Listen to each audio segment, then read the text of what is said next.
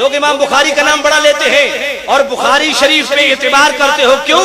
امام بخاری نے لکھی۔ میں نے کہا جس امام بخاری نے بخاری شریف لکھی ہے انہی امام بخاری نے الادب المفرد بھی لکھی ہے۔ امام بخاری رحمت اللہ علیہ وہ عظیم محدث ہیں جنہوں نے خود فرمایا ہے کہ مجھے 1,00,000 صحیح احادیث حفظ ہے اور 2,00,000 غیر صحیح حدیث حفظ ہے۔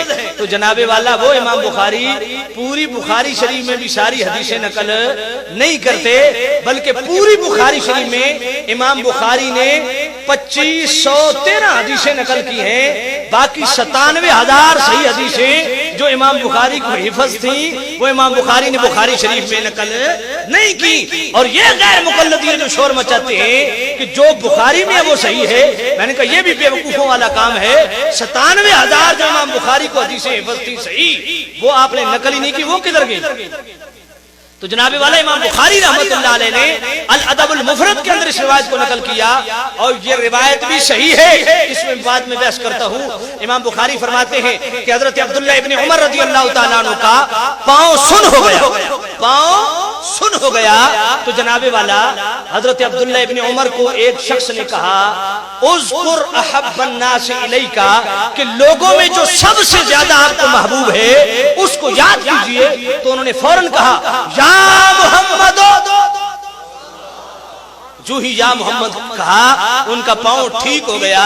تو جناب والا اگر مشورہ دینے والے سے غلطی ہو گئی تھی تو ابن عمر نے یا محمد کیوں کہا تھا؟ جو اتنے بڑے محدث ہیں، پھر مشورہ دینے والا بھی عام بندہ نہیں ہے۔ علماء کے لیے عرض کر دوں کہ مشورہ دینے والا کون ہے، کیونکہ اکثر حضرات کو نہیں پتا مشورہ دینے والا کون تھا۔ ابن شاہین کے حوالے سے میں نے یہ بات پڑھی ہے کہ مشورہ دینے والے بھی حبر الامت مفسر قرآن حضرت عبداللہ ابن عباس تھے۔ جناب والا حضرت عبداللہ ابن عباس نے یہ مشورہ دیا، حضرت عبداللہ ابن عمر نے نعرہ لگایا یا محمد ہو، تو پتہ چل گیا امام بخاری نے نقل کر کے مہر جناب والا لگا دی کہ مشکل وقت میں جو بھی اپنے پاک نبی کو پکارتا ہے اس کی مشکل حل ہوتی۔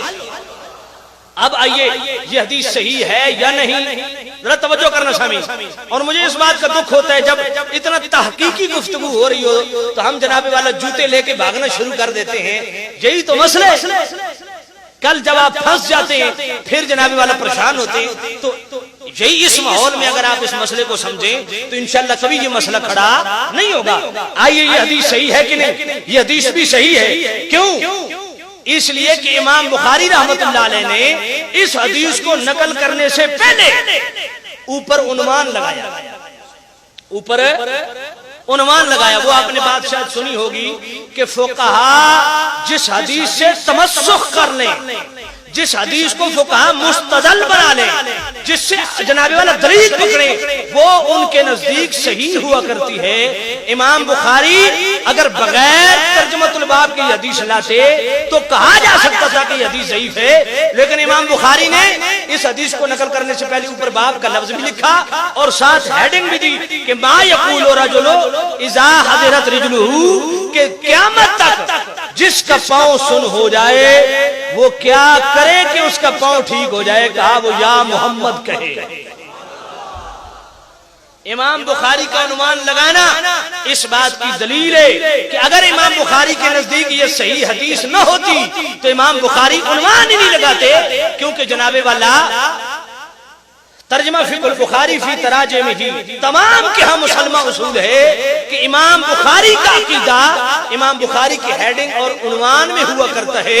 اگر کوئی امام بخاری سے پوچھنا چاہے کہ یا محمد کہنا جائز ہے یا نہیں تو امام بخاری یہ جواب دیتے ہیں، ترجمۃ الباب یہ عنوان یہ ہیڈنگ دے کے امام بخاری اپنا عقیدہ واضح کر رہے ہیں۔ کوئی مجھ سے پوچھنا چاہے کہ قیامت تک مشکل وقت میں یا محمد کہنا چاہیے کہ نہیں، تو امام بخاری فرماتے ہیں میرا یہ عقیدہ ہے کیونکہ میرے پاس صحیح حدیث ہے، اس کی بنیاد بنا کے امام بخاری کہتے ہیں کہ قیامت تک جس کو کوئی مشکل پیش آئے وہ اگر یا رسول اللہ کا نعرہ بلند کرے مصطفیٰ اس کی مدد ضرور فرمائیں گے۔